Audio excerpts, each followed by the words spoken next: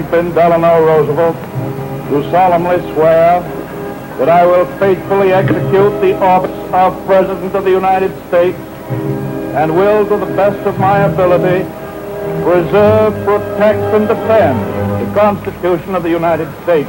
So help me God.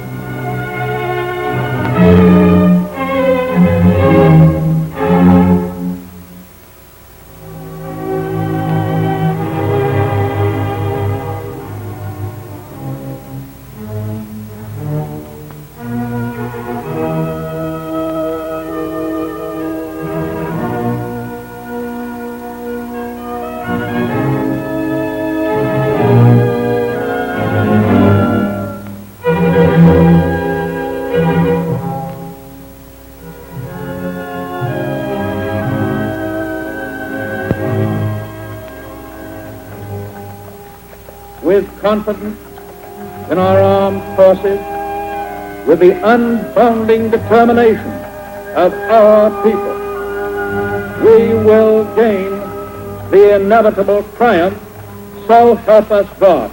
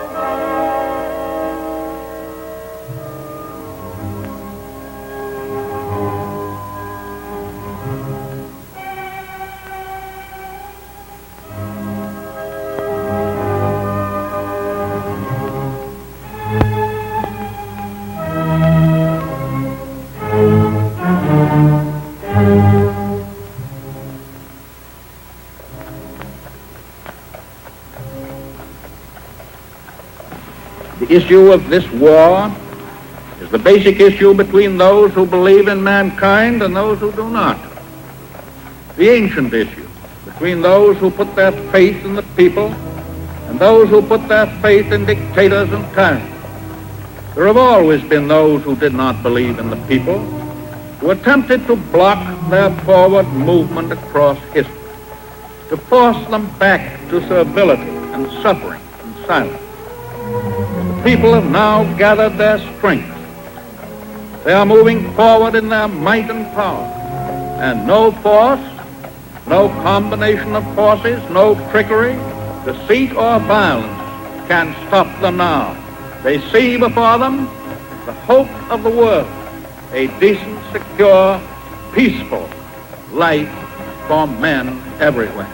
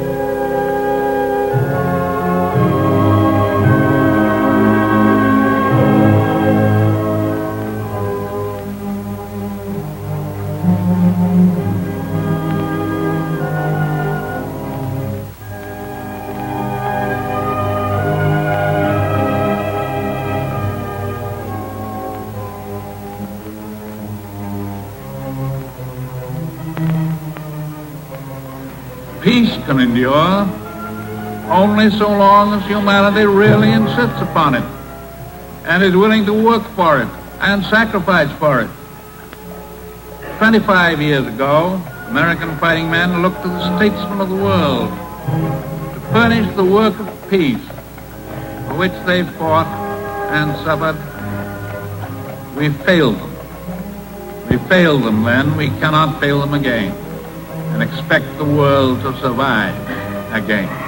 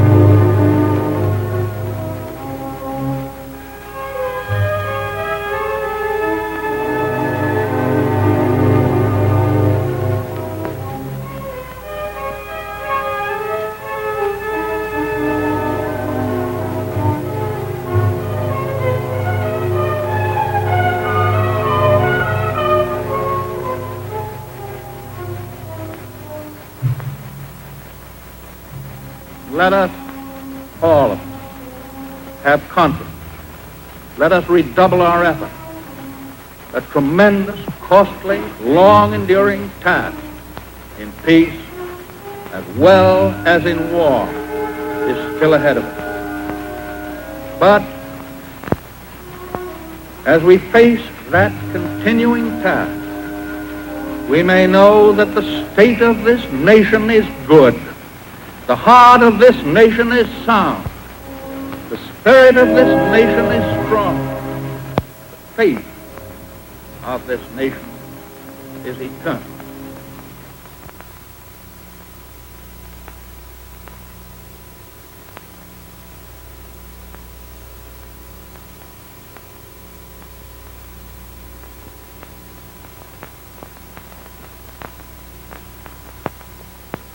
To the armed forces of the United States throughout the world. After the tragic news of the death of our late Commander-in-Chief, it was my duty to speak promptly to the Congress and the armed forces of the United States. A few days ago, I addressed the Congress. Now I speak to you. I am especially anxious to talk to you, for I know that all of you felt a tremendous shock as we did at home when our Commander-in-Chief fell.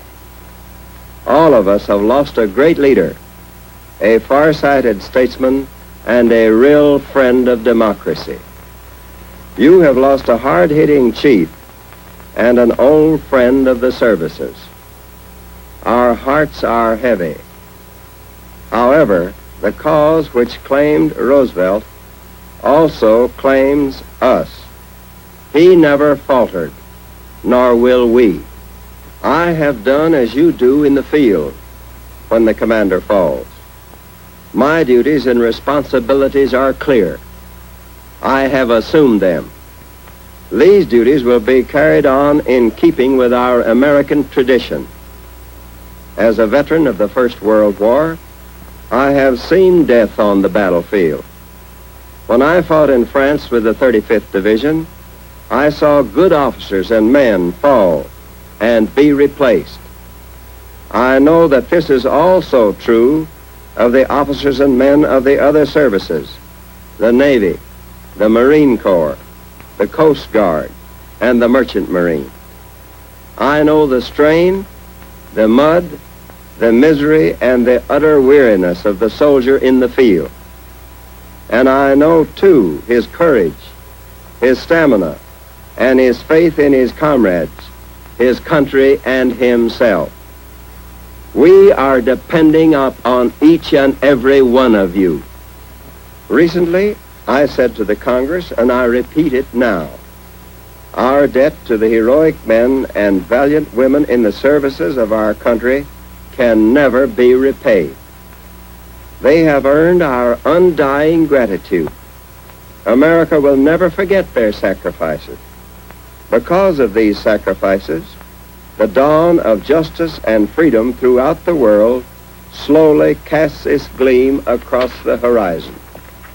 At this decisive hour of history, it is very difficult to express my feelings. Words will not convey what is in my heart. Yet, I recall the words of Lincoln, a man who had enough eloquence to speak for all America. To indicate my sentiments and to describe my hope for the future, may I quote the immortal words of that truly great commander-in-chief.